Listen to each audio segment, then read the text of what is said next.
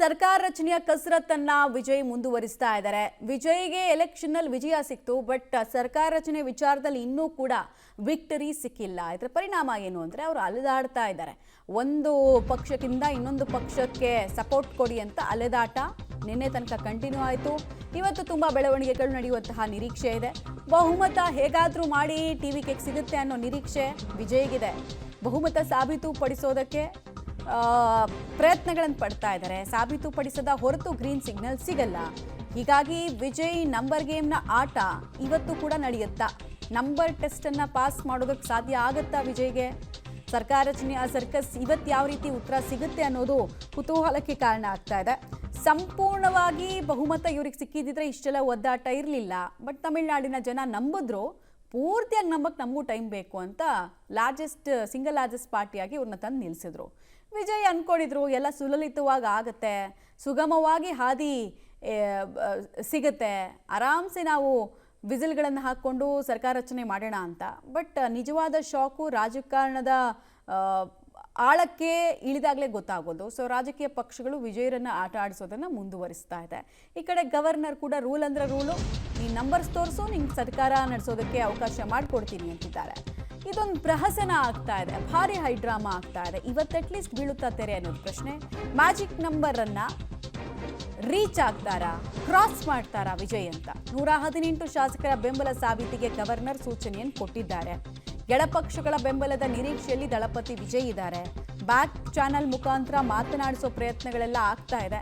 ಎಡಪಕ್ಷಗಳು ಇವತ್ತು ಡಿಸೈಡ್ ಮಾಡ್ತೀವಿ ನಾವು ಅಂತ ಹೇಳಿದ್ರು. ಅಂದರೆ ಇವತ್ತೊಂದು ಪ್ರಮುಖ ಮೀಟಿಂಗ್ ಇದೆ ಅವ್ರದ್ದು, ಅದು ಎಷ್ಟೊತ್ತಿಗೆ ಅನ್ನೋದನ್ನ ಕೂಡ ಹೇಳ್ತೀವಿ. ಯಾರ ನೇತೃತ್ವ, ಆಮೇಲೆ ಅಪ್ರೋಚ್ ಏನಂತ ಹೋಗಿದೆ ವಿಜಯ್ ಕಡೆಯಿಂದ ಈ ಎಡಪಕ್ಷಗಳಿಗೆ, ಆ ಅಪ್ರೋಚ್ ಅವ್ರಿಗೆ ಕನ್ವಿನ್ಸ್ ಆಗಿದೆಯಾ ಅಥವಾ ಇದೇ ಸರಿಯಾದ ಸಮಯ, ಎಷ್ಟು ಬಾರ್ಗೇನ್ ಮಾಡ್ಕೊಳಕ್ಕಾಗುತ್ತೋ ಮಾಡ್ಕೊಂಡು ಬಿಡೋಣ, ನೆಕ್ಸ್ಟು ಇನ್ನೊಂದು ಸರ್ಕಾರ ಬಂದು ಅಲ್ಲಿ ನಾವು ಮಂತ್ರಿ ಆಗೋ ಡೌಟು.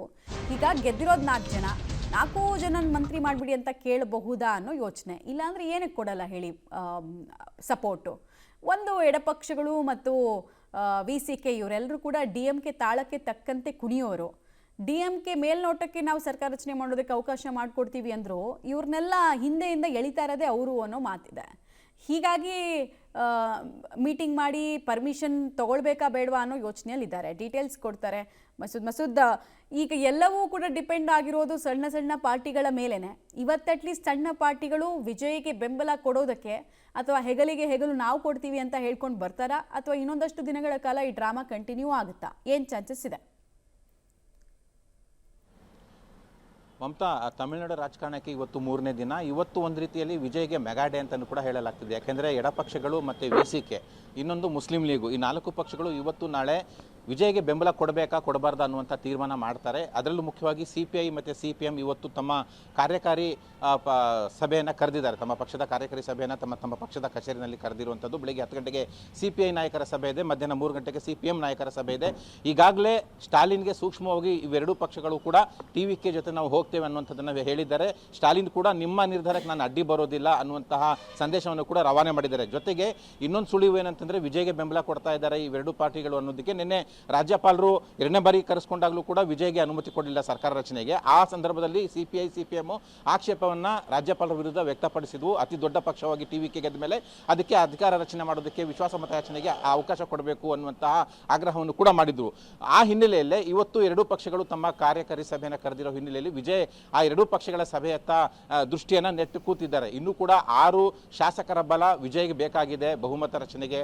ಮ್ಯಾಜಿಕ್ ನಂಬರ್ 118 ದಾಟಬೇಕು ಅಂತಂದರೆ ಆ 6 ಶಾಸಕರ ಬಲ ಎಡಪಕ್ಷಗಳು ಮತ್ತು VCK ಬಳಿ ಇರುವಂತಹ ಹಿನ್ನೆಲೆಯಲ್ಲಿ ವಿಜಯ್ ಅವರು ಬಹುತೇಕ ಆ 3 ಪಕ್ಷಗಳು ಕೂಡ ತಮಗೆ ಬೆಂಬಲ ಕೊಡ್ತವೆ ಅನ್ನುವಂಥ ನಿರೀಕ್ಷೆಯಲ್ಲಿ ಇರುವಂಥದ್ದು. ಇವತ್ತು ಬಹುತೇಕ ಸಂಜೆ ಹೊತ್ತಿಗೆ ಬಹುತೇಕ ತೀರ್ಮಾನ, ಒಂದು ಸ್ಪಷ್ಟತೆ ಬರೋ ಸಾಧ್ಯತೆ ಇದೆ. ಒಂದು ವೇಳೆ ಈ 3 ಪಕ್ಷಗಳು ವಿಜಯ್ಗೆ ಬೆಂಬಲ ಕೊಡಬೇಕನ್ನುವಂಥ ತೀರ್ಮಾನ ಮಾಡಿದ್ದೇ ಆದಲ್ಲಿ ಸ್ಟಾಲಿನ್ ಅವರ ಗಮನಕ್ಕೆ ತೆಗೆದುಕೊಂಡು ಬಂದು ಅದನ್ನು TVKಗೆ ಬೆಂಬಲ ಘೋಷಣೆ ಮಾಡ್ತವೆ.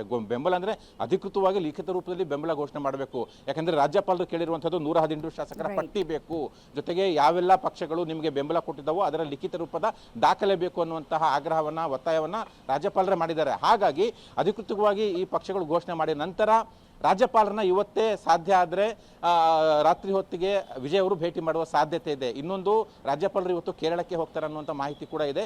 ಏನಾಗುತ್ತೆ ಕಾದಿರಬೇಕು. ಒಟ್ಟಾರೆಯಾಗಿ ಇವತ್ತು ಅವೆರಡು ಪಕ್ಷಗಳ ಸಭೆ ಬಹಳ ಇಂಟ್ರೆಸ್ಟಿಂಗ್ ಹುಟ್ಟಿಸ್ತಾ ಇರುವಂಥದ್ದು. ಇನ್ನು ವಿಸಿಕೆ ಪಕ್ಷವು ಕೂಡ ನಾಳೆ ಸಭೆ ಇತ್ತು, ಇವತ್ತೇ ಅವರು ಕೂಡ ಸಭೆ ಮಾಡ್ತಾರೆ ಅಂತ ಹೇಳಲಾಗ್ತಿದೆ. ಹಾಗಾಗಿ ವಿಜಯ್ಗೆ ಒಂದು ರೀತಿಯಲ್ಲಿ ಮೆಗಾ ಡೇ ಮಮತಾ ಇವತ್ತು.